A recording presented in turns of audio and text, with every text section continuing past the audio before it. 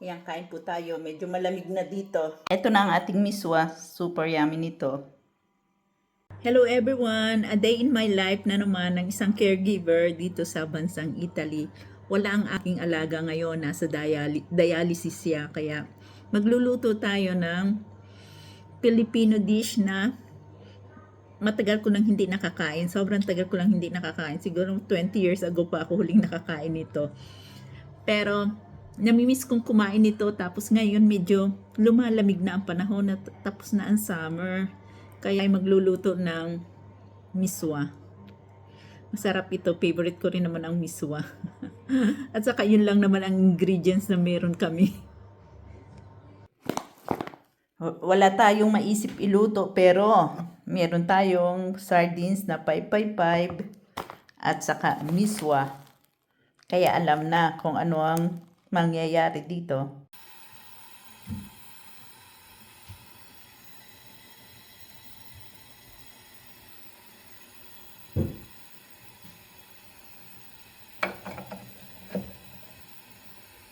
Gisa natin ang bawang at sibuyas.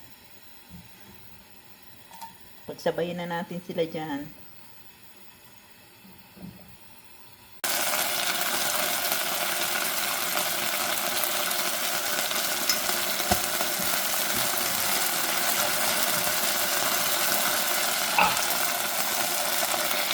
Ayan, gisa lang natin siya para hindi malansa.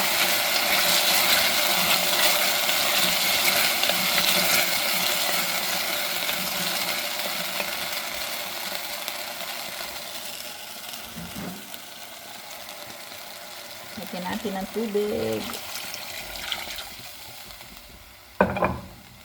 Lagyan natin ng paminta.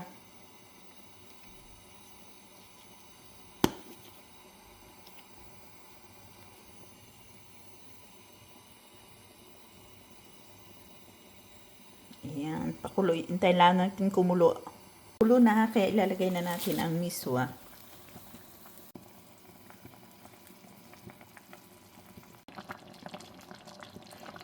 Eto, luto na ang ating miswa.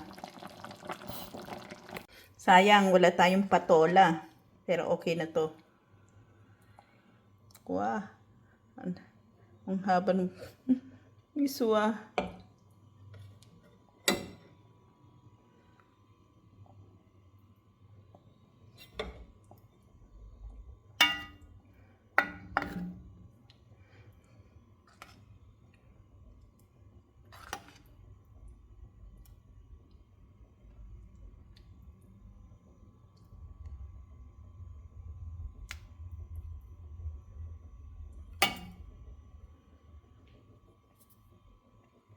Ayan, kain po tayo. Medyo malamig na dito. Lumalamig na. Nag-start na naman ang winter na aking kinakabwisitan. Ayaw na ayaw ko ng winter.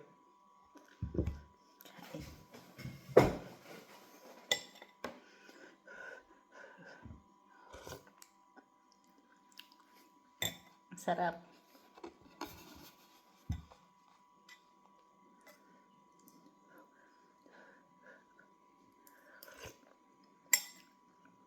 Ayan, no? Parang nasobrahan naman lapot.